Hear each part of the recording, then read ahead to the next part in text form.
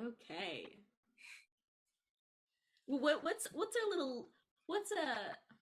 I don't know how we can lead into this episode because we just recorded episode 1, and So what? I'd like to call this season like the spooky season of Camp Pod, Oh, which is not super clear with our first episode. Yeah. It's gonna start getting clear with this one. Yeah. Not all of the topics will be like spooky or horror movies, but many of them are. Like, that's the expectation people should have for this season. Yeah. I'm into that, obviously, as someone who is currently has 2 little projects that I'm writing in air quotes. I'm thinking about. I'm also writing air quotes horror as well. I have one that I've called Ghoul Film. It's just that's its working title, Ghoul Film. Honestly, complete honesty, it's taking ideas that I had for a potential Stephanie arc, and turning them into a short film, which I'm glad it wasn't her arc. Stephanie's her character in the Valkyrie cycle. Everyone streamed the Valkyrie cycle. But I had these ideas, and I'm like, okay, I want it. It's better for a visual medium anyway. So I have like a little idea, and then I also have something very relevant to this episode, a vampire film. I also have a vampire film. Yeah, which I'm quote unquote writing. You have a much more developed vampire film than me, because mine doesn't even have a title. It's just Sapphic vampire film that I know I want to be. I want it to be a Sapphic vampire film that is not a lesbian vampire film, because I want it to directly address bisexuality, and I want it to be like kind of, an erotic thriller. And I have a lot of media that I want to watch to educate myself before actually writing it, because I have some of the vibes that I know from some of the media I've watched. But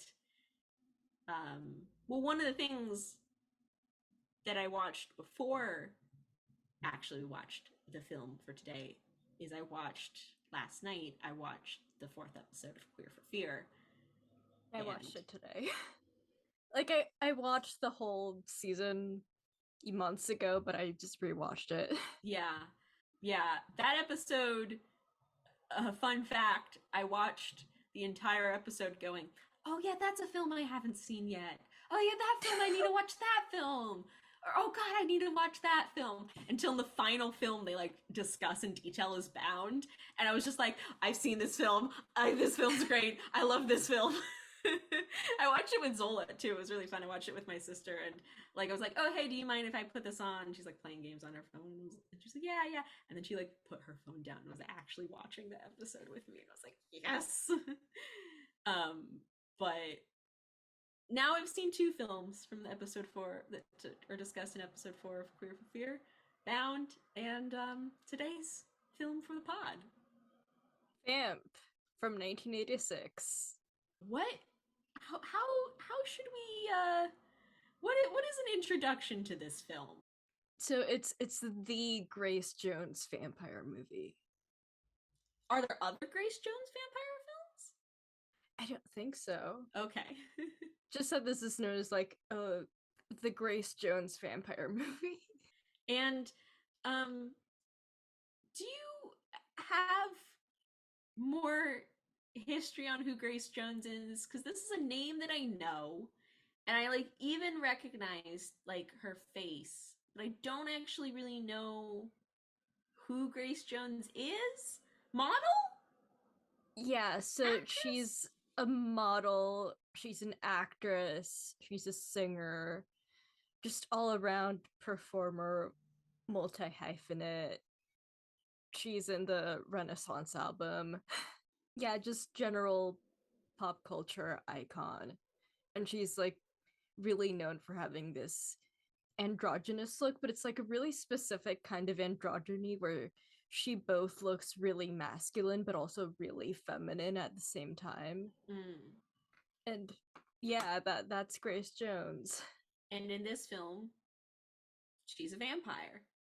Most specifically, the main top vampire in a strip club, Yeah. Well, it, it's and she mothers. it you find over the course of the film, which we always, spoiler warning, we always discuss these films in whole. Um, the At first it's like, oh, she's this monster vampire, and then you're like, wait, maybe the whole club is, and then it's like, oh, maybe the whole town is, or like everyone in the surrounding area is a vampire except the red herrings who at the beginning I was like, oh, are these vampires? And then it's like, no, they're just this roaming like gang of punks who have no idea what's going on and get totally decimated by this little child vampire. Anyway, that's I maybe love the child vampire. But should we give a plot like summary. a plot summary? Yeah. What is this movie about? Yeah. It follows these two aspiring frat boys, basically AJ and Keith, who I found charming. Um, yeah, I was kind of cheated and was listening to the Girl Scouts and Jello pod up on this. And I was like, How is that cheating? You're listening to your peers, right? yeah, but I also I don't want to get any ideas for what to say. Oh. Well, I haven't listened to it, so But Annie hates the boys, and I was like, no, I find it charming. I thought their back and forth was really fun. They had like it's the thing where I know a lot of people get like are exhausted of like quippy, banter these days, but it's like that kind of banter works if like you can like you can tell that these are characters who always speak this way and like that's who they are as people and not like a stylistic choice. Like it just seemed like, oh, they're like these people who have known each other forever and so they have this like back and forth and Yeah, and um so basically in attempts to impress the frat they're pledging to, they try to hire a stripper, which that just goes horribly wrong when they end up in this town, and one of them yeah. dies. AJ dies, but then he's brought back as a vampire at one point. Yeah. Well, so we should also mention they're not alone because Yeah, they bring along Duncan because Duncan has a car. Duncan's super rich and Duncan has has a 10 car. cars. Yeah. And so his only request is that they're friends with him. That's what he wants. And I found Duncan the most charming, I'll be honest. I thought he was a dork, but like in a way that was endearing. I thought he was kind of funny. Um the thing is that all of these men are definitely womanizers, but like have no real power, and so I don't actually find them like that threatening or annoying. No, I just found them nice. I was like, Well, oh, nice.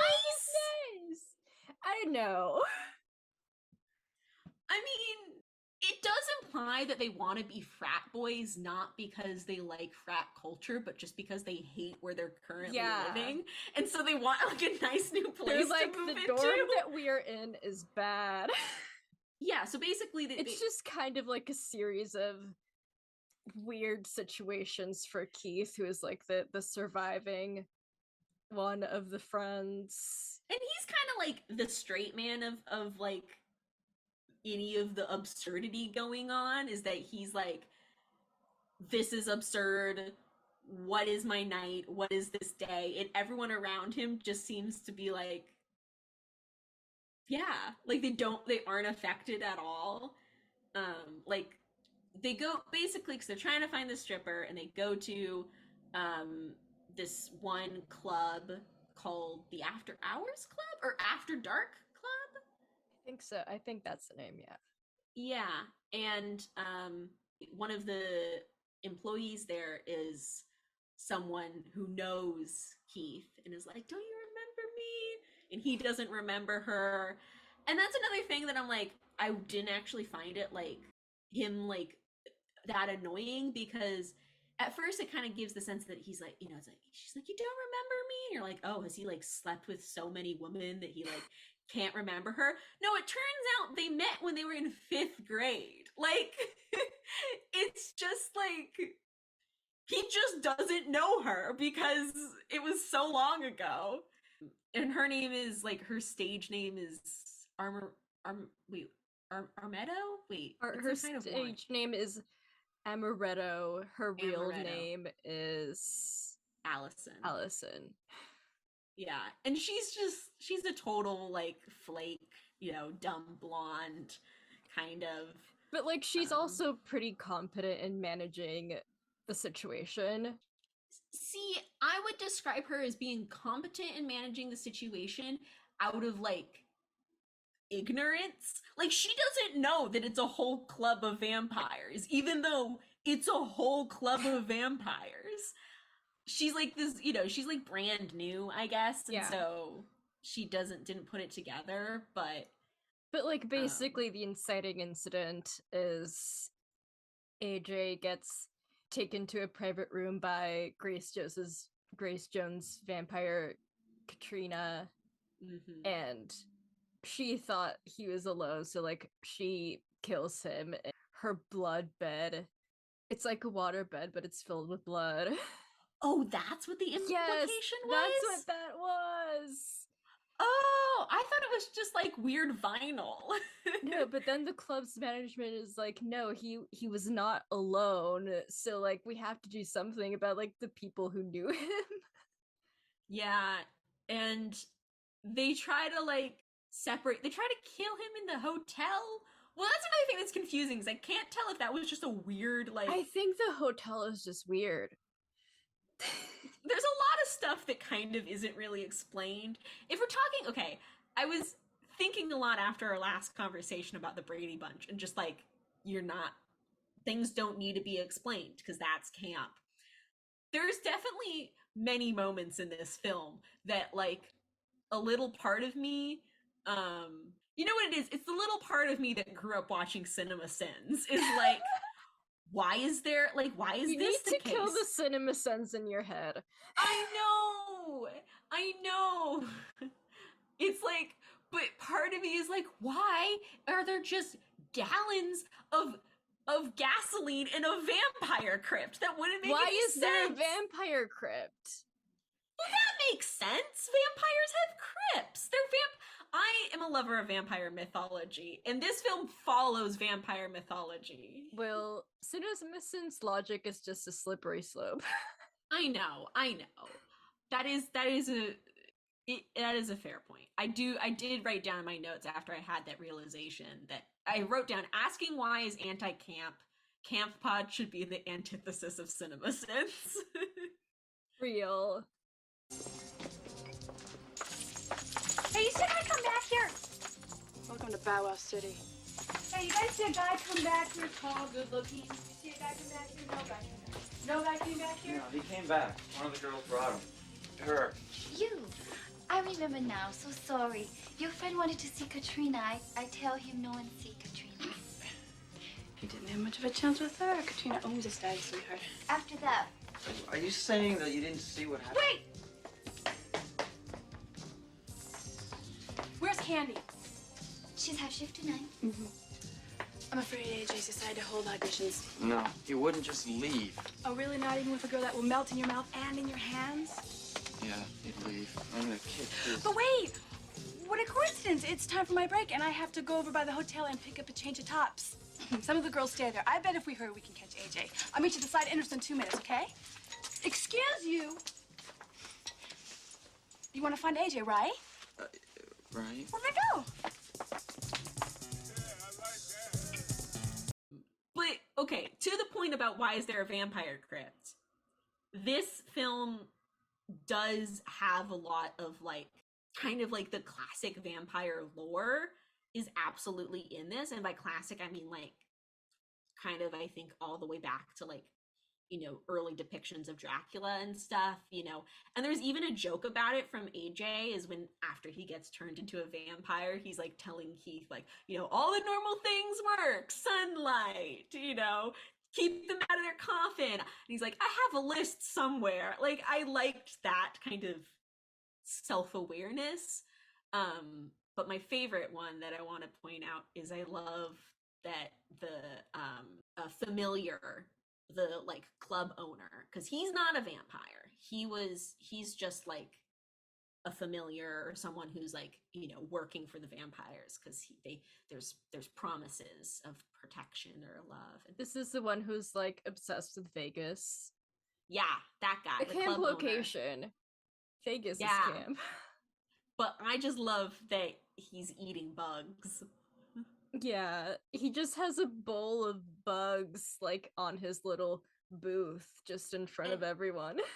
Do you remember that because we watched one of the episodes of Buffy that we watched was Buffy versus Dracula. Do you remember that that's also something that like happens to Xander when he's like under the thralls of Dracula, is that he eats bugs? Like that's a really like yeah.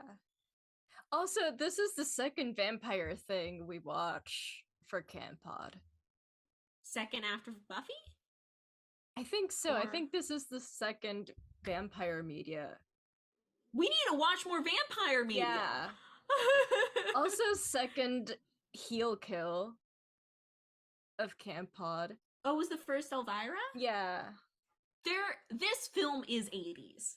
Yeah. If like this film is so, it's not like if the Brady Bunch movie was 90s, this film is 80s. It's not the most 80s film, but it still has that like the 80s horror of like this practicality of the gore and the effects. lights.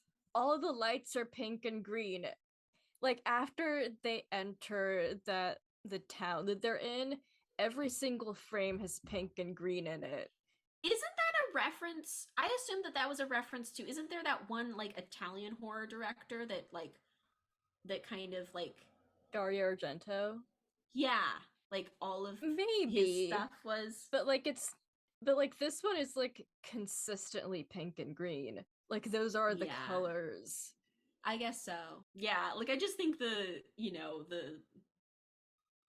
this like punk gang that's like, you know, with Snow, is that his name? Yeah. Like the albino, and like to me that was just so like it was giving the Lost Boys, which is another The prosthetic and special effects designer did go on to make the prosthetics for Lost Boys.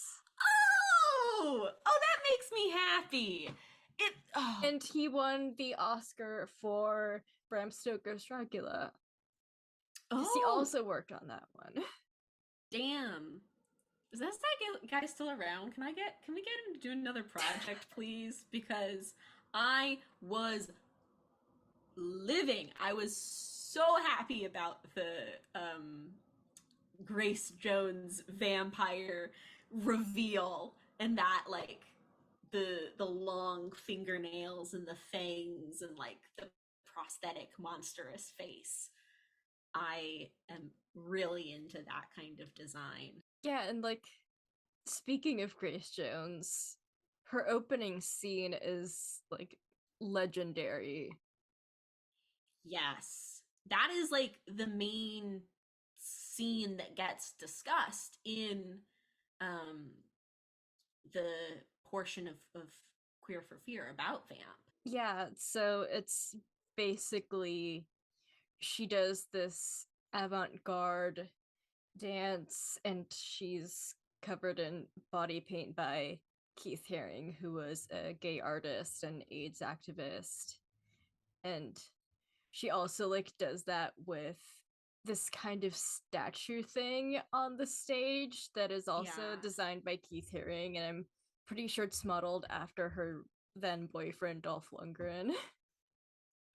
Oh, that's iconic. I was so into that sequence. It is sexy. Yeah. And like so stylish and just fierce and also and like yeah. I mean, it's so interesting how it's like shot too, because I feel like it kind of has like a fisheye lens or some sort of like the way it's framed is that she's absolutely in the center and kind of like the lens like almost like warps around her, and not the rest of the film is not shot like that.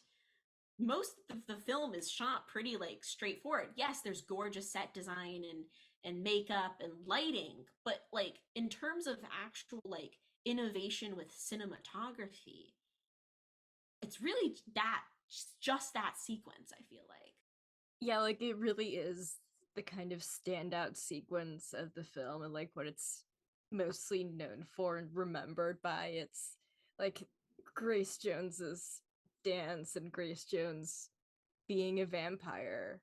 And like it really got me thinking about how vampires need to be portrayed by like world-class performers. Ooh, go on more about that. Like there's something about the vampire as a creature that's like you need to have presence to portray one, and I feel like that's also kind of what makes vampires maybe like the most camp creature. Embody like all these facets, like they're not human but they're also very human at the same time, and like there's the sexuality to them but also danger to them. Yeah. I mean, there's this idea that like vampires are all about like they have this sway over people, like the thrall, the like being charmed, that I definitely can see. Like I wouldn't necessarily say that like they need to be portrayed by knowns. Like they don't need to be Yeah, portrayed by people who are like famous. like But Sam Reed in Interview with the Vampire is incredible. I realized last night that we didn't bring up Interview with the Vampire in our first episode when talking about like new media we'd seen. Literally the best show I have seen since we last did Camp Pod. Interview with a Vampire, literally one of the best pieces of media like I've seen in a long time. Anyway, I wouldn't say that show is camp though, but I would say it does fall Lestat into camp. well, yeah, Lestat but is. Lestat is always like Yeah. Lestat as a character. I have not read the books, but my mom is a big fan and she loves Lestat. And yeah, he's a dramatic ass bitch. Like him and Um, Katrina are mother. Yeah. Well, okay, but this is a side note. Lestat is mother in the terms of like that's what people love, like the term for people who are have power and all that. But I wouldn't say that Lestat is feminine at all. No, but he is mother. Yeah. Anyway, going back to the sequence, the like performance art strip show, everything. It's yeah, like I said, I think it's really sexy. And if we're in doing promo for this episode, we need to have one of the shots be like when she's got her kind of like legs wrapped around the not where the head should be of this sculpture, because it's not actually there. It's just a neck. Yeah. Which it's fitting for a vampire movie. True. I didn't think about that. But this is the other thing. Even though it's a vampire film, this sequence has like nothing to do with vampires. And I don't even know, besides this idea that it's like captivating and you know, you're can't look away, and the thrill, the thrall. It's like it's just a really weird, cool little piece, and that's it. Like, she doesn't look like a vampire at all. Well, At this the white point, face paint. Yeah. White face paint, I guess, kind of does like signify. Like, you could read it as a comment on like traditional vampire interpretations. And like her place is like a black vampire. Yeah. Well, so one of the quotes that I wrote down from the section in Queer for Fear, which I feel bad, I wrote down the quote, but I can't remember which person actually said it. But I thought it was really interesting. They said that it's a striptease of whiteness to blackness. Because she, at first, it's like she's got this like red wig and white, completely white face paint, and like wearing a red and blue suit. eye contacts. Yeah, blue eye contacts, which she has the entire film, which is very unsettling. Yeah. I mean, I think it's unsettling on purpose. Yeah. Like, it's really like it's this uncanny bright blue.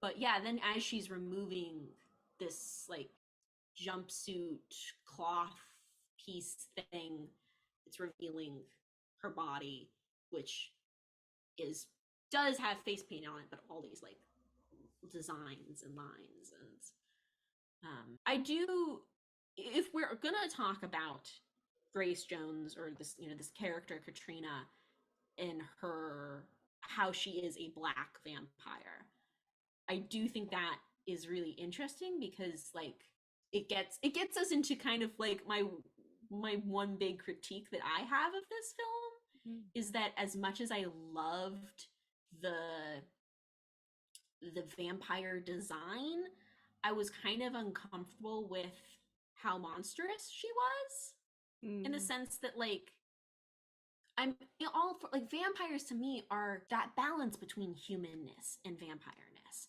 And this isn't to say that like she doesn't have any lines. She only ever like growls or is silent, or like. To be fair, I do think that was like a choice that Grace Jones did. She did choose to not say anything. Okay. Yeah, actually, I mean, do you have like production history and stuff that you read up on that, or? So I didn't find that much on like regular websites, just the one thing about the prosthetics designer. But on IMDb, like, it did say that Grace Jones was she was inspired by the classic Nosferatu, and it was like, my character's not gonna speak because Nosferatu did not speak. That's really interesting. Okay, I mean, that does make me feel better, but because I was just kind of felt like, I feel like she should have survived. Although her death is kind of cool, because like her skeleton does like flip off Keith. Yeah, which is fun. Yeah, that is really fun. Yeah, I mean, I think like I do like this idea. There's like this reoccurring like imagery of like the sarcophagus associated with her vampire, and I do like the kind of idea that there's like this like regalness and like also this like dynasty that she has. And to me, I did kind of get this impression that like I decided to kind of interpret like her not speaking as like she's almost this ancient being. Yeah, like she has enough authority that everyone already knows like what she wants, and like she doesn't have to impose anything on anyone at this point. Oh yeah. No, she's absolutely in control the entire time until Yeah. she is destroyed by sunlight. And that is one thing that like makes me also feel a bit, you know, like I wasn't necessarily like, I don't know. I felt like the final death, this kind of, you know, death that Katrina has is almost like, to me it worked, and it didn't feel like anticlimactic or like undeserved, because it was such like multiple things had to knock her out, like an arrow, like a, you know, a random pipe through the heart, like those weren't doing anything. It was like it had to be sunlight, and even then the corpse still had the energy to give a middle finger, you know. There was some of the other, you know, like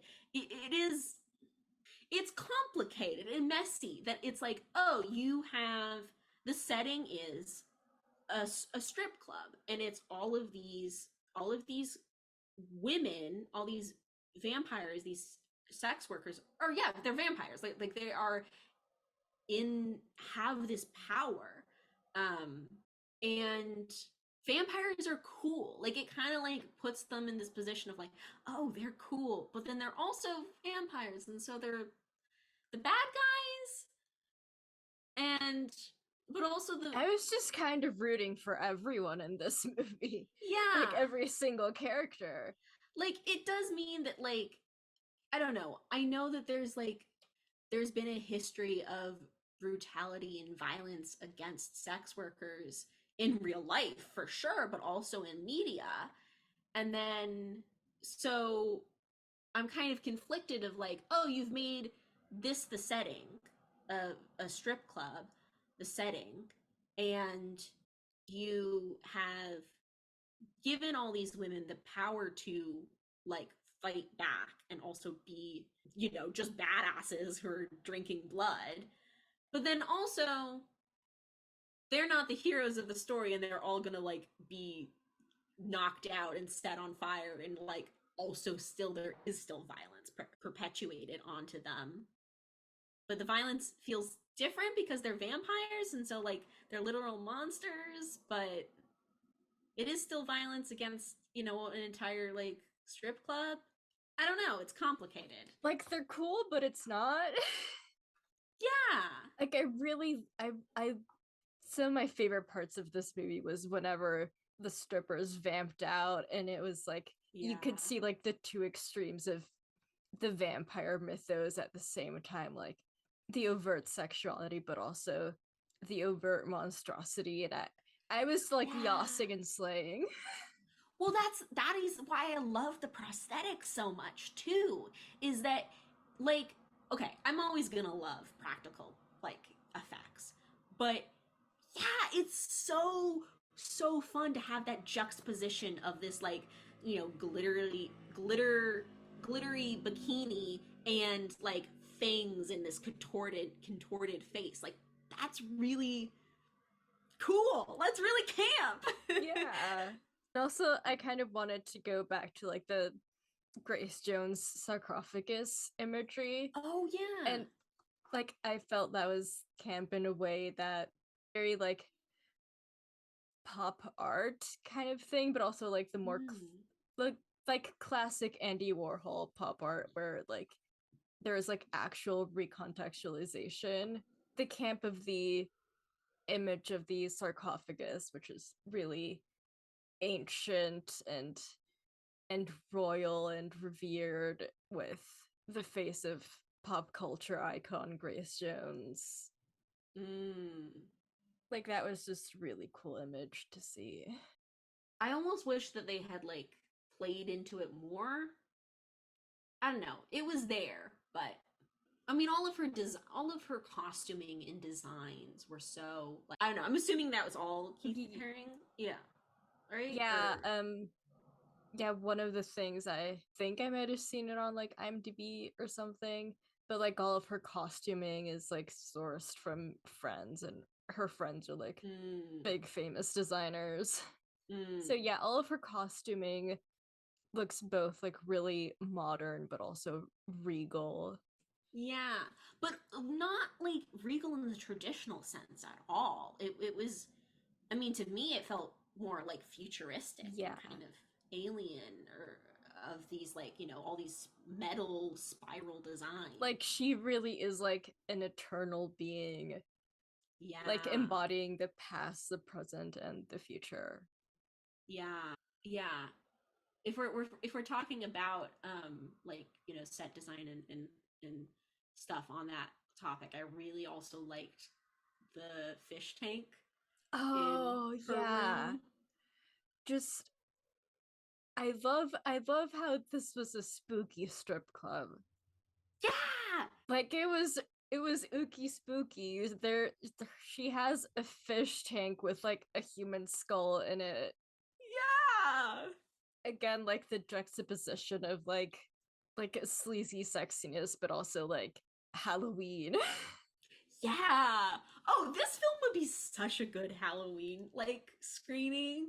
If since we're still like talking about the strip club, I want to also talk about the monologue the owner or host of this club gives about waste disposal.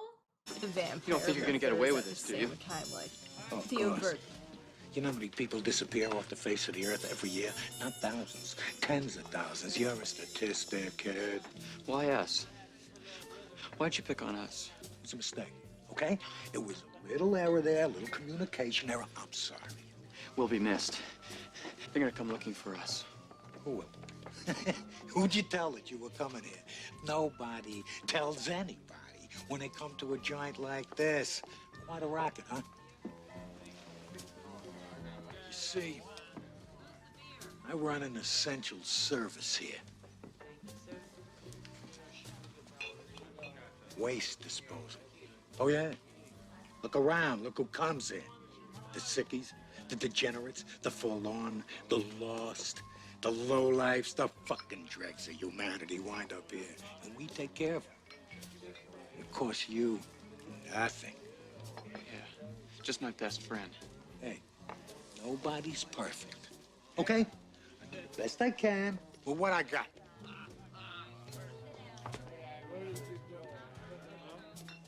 Your self-pity makes me sick. You know that? Listen, kid, I used to own this club. You know who worked here? Louis Prima, Buddy Greco, Phil Harris, Class. Wait a second, where you going? What are you trying to do, get out of here? Why? There's more of us out there. Oh, yeah. So where you going? Here. There. We're everywhere. Can I ask you something? You ever been to Vegas? Hey, how about you buying me and my friends a last round? Kind of a last request. Like they do in Vegas. They do that in Vegas? Whoa, that's classy. Now that's classy. Sure. Excuse me, would you give this gentleman whatever he wants? Do you Yeah. remember that? Yeah. Because this is another thing that I feel like complicated about. Yeah. Because he essentially, it's not like a full long monologue, but he basically, when Keith is like, "What you're doing here is wrong. You killed my friend." He's like, "Oh, we're doing y'all a service. Like, this is waste disposal. Like, people who come here, they're loners, they're vagabonds." He says, he's like, they're degenerates. He's like, these are people, and we, no one's gonna miss them, and we take care of it. We clean it up. And to me, that monologue, I was like, this reads as villain, because to me, like, all the vampires, Yeah, it just felt like he was like it was very like, well, what are you doing at the Devil's Sacrament? Like yeah, well, to me it felt he just felt like an enabler and just like accelerationist. yeah, because kind of vibe. for me, I don't consider all of the vampires the monsters, like the literal ooky spooky vampire monsters. I feel like his character was like the most monstrous character. Well, yeah, because I don't movie. consider them like villains for wanting to eat. Like, that's in your nature. You're not human. Yeah, you thirst for blood. You're hungry. I don't fault you for having a good meal. What to me is villainous is like the justification of it. And like and just like, I mean, the word degenerates is like such a loaded word. Yeah. And to like, I think it is fair to be like, hey, this matters. Like, it's sad that these people are dying, and like to him saying like, oh no, that doesn't matter. He's like, who cares? It's gross to consider that for me. It's like, oh, these are people seeking out sex. There's nothing wrong with that. Who cares? And yeah, and it's also true for you to say like, what are you doing at the Devil's Sacrament? Because he's like, it's your club, dude. Like, yeah. It also kind of comes back to like when Keith's like, hey, this entire club is filled with vampires and they're killing people. There's like this one random person who goes, just because they're vampires, that doesn't mean they're bad people or something like that. I like that's so real. That's so real. That was my favorite line in the whole film, I think. Especially because it's just like, you just hear it shouted out, like, and they're like, it's like, they're vampires, and it's like, who cares? But it's cool. I don't know. It for me, I was like trying to understand, like, okay, why was that speech written? Like, what is the kind of intent from the creators? Because I think they know that he's the villain, because like they've said it at a strip club. There has to be an appreciation for that, especially the whole like performance art piece. Like, you give this time to Grace Jones, and so I think the film like appreciates the sleaze and loves it and like supports people who love it. But yeah, it just felt like a kind of symptom of the general 80s-ness of it all. Like, this film is very 80s in terms of like the style and the sleaze, but it also, because it's the 80s, it also has like this compulsion to like pull back a bit and go like, no, this is bad, you guys. Yeah, I mean, like, yeah, the heroes who survive are like, they're still the innocents, like AJ gets killed and then turned into a vampire, and it's like, yeah, I don't, but he's trapped. He's trapped in the sewers. Yeah, whatever. I don't care about that. I'm like Roman at the funeral. Is he in there? Someone get him out. What an insane, that is such an insane, like, that's what I felt. You care that much about AJ? What? Because he was hot when he was a vampire. That is the most basic man, Fabiola. He's the most basic man. I know. Duncan was cuter. I'm saying justice for Duncan. He never knew what was going on, and I feel bad for him. He just wanted some friends, guys. But I mean, no, back to Allison survives. Yeah. Well, the thing is that I feel like this is kind of what I mean, where it's like, in the sense that it's like, oh, it's a horror film, like the virgins are gonna survive. Like, the people who survive, like, yeah, Allison was working at a strip club, but it was her first day, and we never actually really got to see her perform. And like, I think she does kind of perform in the background in one scene. But it's not the focus. And then like Keith, like, yeah, sure, he was like going to the strip club, but he was just like, they were just trying to find a stripper for the frat house. AJ, meanwhile, the one who's like, he's suffering, he was the one who like started to have sex with it. Like, I don't really think it's like fully going hard on that issue, but it is still true that like, it isn't like a super like liberatory or a progressive, like, in terms of its like ending. Yeah, like I said, this is still a very 80s movie in every single way. Yeah. But also, I want to talk about the scene between Keith and AJ. Which one? Like after Keith comes back as a Oh, vampire. okay, yeah. That scene was crazy to me. Was it just me, or was it like, I mean, it wasn't super serious, so I'm not gonna say like I really ship it, but I'm like kind of fruity to be like, I love you, man. Yeah. You make me so hungry. You gotta kill me. I took a screenshot of the quotes because I was like, that quote is crazy. How did that get into this movie? I love you, Keith, but all I can see right now is food, and I'm starving. You carry my next meal around with you in your veins. That's a crazy thing to say to someone. Yeah. Why are you saying that to your bestie? Yeah. Yeah. There was also another line later in that scene that was like, damn, you're really ready to die for me, aren't you? Or something like that. I was more into like the way I was thinking about that scene was like just kind of like how there was a lot of moments in this film where it was like it did the thing that I hoped it would do, knowing that it was a vampire film. And I don't know if it was at the time of release those choices were subversions or they were like, for me, I was like, oh, I'm expecting that it to like do a subversion in this way where to me it's no longer actually going to be surprising because like that trick has already been pulled, but like it is still fun. Like the little girl, you see this little girl alone. I was like, oh, she's a vampire. I love the little girl. I was like, I know she's gonna be a vampire, and like as soon as I saw her and these punks running around, I'm like, oh, they're when she like latches onto the arm of the punk and he's just like going in circles and she's just swinging around. It's like a good bit. But the whole thing with AJ showing up too, like I didn't expect him to come back. I thought that was really fun. But once like he was back, I was like, oh, okay, this doesn't really surprise me in that he's back and he's evil and he wants to be with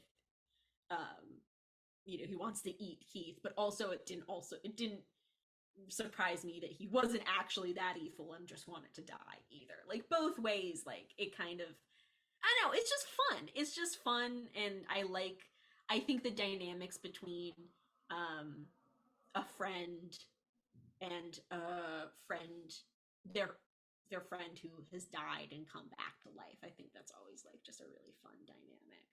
Yeah, I think the moment that was to me the subversion of expectations that I wasn't expecting at all was the very beginning, the opening. Oh yeah, that opening is so fun. It kind of shows the camp of like hazing rituals. Oh yeah, like they're like crazy elaborate for no reason, and people will go along with them. Yeah. Except AJ and Keith. Yeah. So the opening is basically like it starts off and there's this like orchestral music and this very gothic looking building, and you see these people in robes and they're dragging these people forward and there's this chorus singing. You're like, oh, it's like in the past or something. It's all this dramatic moment. And then it's revealed when the music starts glitching that it's being played on a cassette player. It's this fraternity pledge that's happening, and the white robes that all these people, their faces they're are like wrapped bed up. sheets. They're bed sheets and underwear. Yeah, their faces are covered in underwear. And yeah, I think that's like it was a really good like way to like set up the genre, I think, and like the tone of the film. Where it's like, oh, you think it's gonna be all dramatic, and it's like, nope, this is modern. I mean, yeah, it's a good way to introduce like, I mean, the film's called Vamp. You're gonna think something's gonna happen supernatural, but it's a good way to be like, oh yeah, these vampires you're gonna see, they're not gonna be sleeping in castles and shit. Like throw that expectation out the window. They're at a strip club. Yeah. Like, that's just such a genius setting for, like, specifically a vampire film. Yeah. Oh, so my favorite quote, not from the film, but from the Queer for Fear episode that I watched, was, again, I can't remember who said this, but it was, what vampire movies allow for us is a celebration of morality-free sexuality. Yeah. That's basically, like, why I think the strip club setting is so genius and, like, also very camp. It just kind of exaggerates everything about vampires, like, specifically the part of sexuality, and, like, with all the, like, artificial lighting and the sense of performance as well that comes with, like, stripping. Like, it's all there. A lot of camp. It's just blurring so many lines and blurring so many things together to create a camp situation. I'm trying to think. I haven't yet read any more queer theory this season. I mean, I guess this is only episode 2. We're getting back into it, but I think for me the academic source I was referencing was this episode was the Queer for Fear documentary, but yeah. Like, as we've discussed in, like, a bunch of different episodes before, they are often, like, intertwined in the sense that camp is often, like, ushered in through queerness, and also camp is also subversive, and sexuality is, like, a big part of, like, subversive art and, like, subversion in general. Yeah. This is a film that definitely, like, is inspiring me to want to read more. Yeah. And especially to check out to see if there's any, like, pieces. I'm sure there are, like, written specifically on the performance piece, the strip show that Grace Jones does. Because that in itself is, like, the body paint and the sculpture is this, like, it feels like modern art in a way that I really want to, like, unpack. Yeah. It very much works as, like, a short film within this film. Yeah. Because I'm so curious of, like, oh, like, what does it say? What does it mean that, like, there's this painting on her body? And, like, the physicality of that. Like, it's very performance aware. Yeah. I'm not entirely sure if I'd recommend the entire film to everyone. Because I recommend it if you like vampire media. Yeah. I thought it was fun. I had a good time, and I watched it on a stormy night. Ooh, that's... The Wi-Fi went out for, like, 10 minutes, so I had to wait to keep watching the movie. Oh. Yeah, I mean, to me, this definitely is... This feels somewhat of a less approachable film. It is, in the sense of, like, I guess, like, as just a basic story, it's pretty simple, but in terms of the theory, feels a little more... Like, this is one of those movies that, like, it's a fun watch, but, like, if you analyze it, like we're trying to do, it's like, oh, there's a lot happening in so many scenes, and, like, what's the intention behind this, and, like, how does this scene come across? Yeah, it's a lot meatier in a way that I don't know. Right now it's like I don't have the answers to really any of it, but I am, like, I'm curious about, and I'm trying to just ask the questions. Yeah, like, what does this mean? Are you left with more questions or things that you want to discuss? I feel like this film is a really good example of the camp of vampirism. Like, all the stuff I've said before, but also, like, how it relates to appearance in the sense of, like, the mirror thing. Like, they can't see themselves, but that also lends itself to like various gags in the film. Like there are no mirrors in the strip club, Yeah. and like there's like this one scene where two girls are doing each other's makeup, like a vanity that should have a mirror, but it's just a neon frame, and they're like reaching through it. Yeah. I mean, like maybe this is a little too like metaphorical and out there, but I think there's something to the idea of vampires not having reflections that is really interesting to me. In the literal sense, I think it's often that they silver, which was used to make mirrors, is it's holy, and so vampires are repulsed by anything holy. But on a metaphorical level, I think it's really interesting of like this idea that like vampires are often stuck in adolescence. You can't age, and so you can't grow. You can't not having reflection. You can't have self-reflection.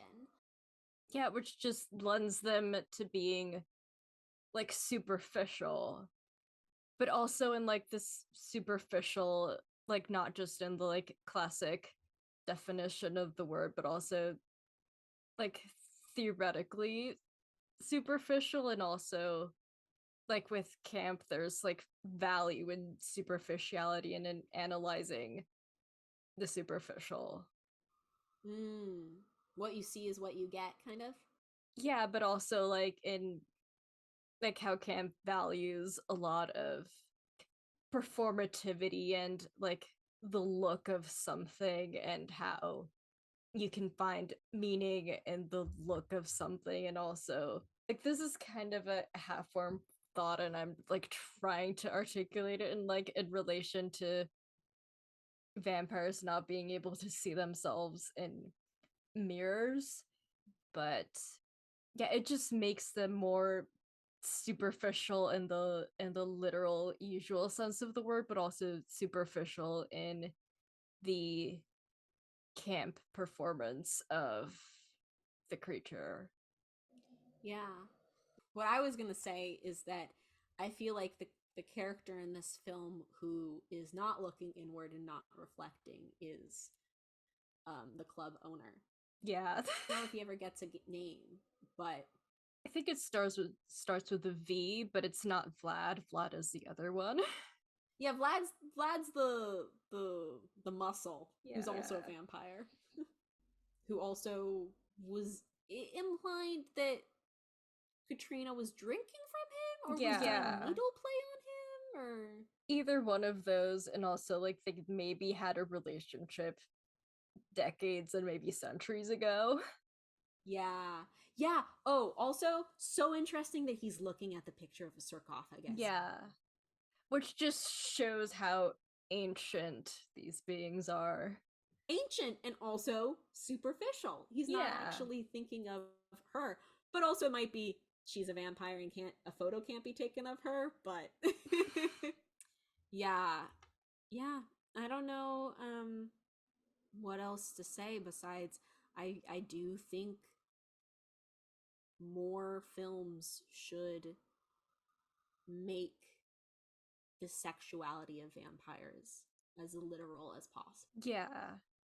Like that's one of the best parts of this film. And also this film, like as we talked about, it's kind of battling with that in a way, it being like made in the 80s. And like I feel like that battle is also like lends itself to like analysis and critique, and also like the retrograde of like the tension within the film is also, it also kind of lends itself to the camp of like the audience is aware of like how 80s horror operates. That you were saying. Well, I was just gonna say that like there that modern perspective I think is makes the film more enjoyable, of being able to see the nuances of it, of like yeah, this is a film that is telling this story, but it's telling this story in this context, and so you have to meet it where it was coming from. And also it's absolutely the film that I hope inspires people to make stuff, can go all the way. Yeah, more vampire strippers, please. Yeah. And well, I was gonna say nothing is stopping you, but modern Hollywood sucks. So nothing is stopping you from at least trying. Yeah. Wouldn't it be fun if like both of our vampire movies had a stripper element to it or something? Oh, I mean, I don't know. My film could. Um, One thing that I know for sure that I'm going to make be the case is actually having a butch lesbian vampire. Real. We should really like compare our plots and like see like what makes this like the Saffron esque plot and what makes it like the Fabiola esque plot. Well, your Fabiola plot is that you have a lot more like historical Yeah. awareness, and like to me, I'm like, it's modern. But you have that historical fiction and like the fashion sense and like that is also fundamental to like the themes that you're going for, which I always appreciate about your work. Yours, the history of aesthetics, and you use that to the advantage for the themes. Thank you. You're welcome. I don't know what else there is to say of this episode. Maybe it'll end with a big rainbow. Oh yeah. The rainbow at the end was cute. In some ways, it kind of reminded me of Wizard of Oz. Yeah. I'd recommend listening to the Girls Guts and Giallo episode on this film. Like I feel like it's a good companion piece to this. And also watch the entire Queer for Fear series. It's really good. Yeah, I've seen episode 4, but I'm gonna go back and watch them all. Yeah. So yeah, all of that will be in the show notes as usual. Thank you so much for listening. Yeah. We'll be back at some point. Hopefully in 2 weeks. Yeah. Or every other week. So we're trying for every other week this season. Yeah. We never know how to end these. It's okay, the credits will roll. The credits Yeah. will roll. Editor me roll credits. It's Giving Camp, hosted by Saffron and Hefta-Gaub. And Fabiola Liaño. Our theme music is written by Harrison Lurie. And the podcast is edited by Fabiola Liaño. Follow us on Patreon. Support us on Patreon. On Instagram, it's Giving Camp Pod. And on Twitter, it's Giving Camp Pod. Without the it's. We're on Patreon at It's Giving Camp Pod, and shout out to our patron, Nicole Venito.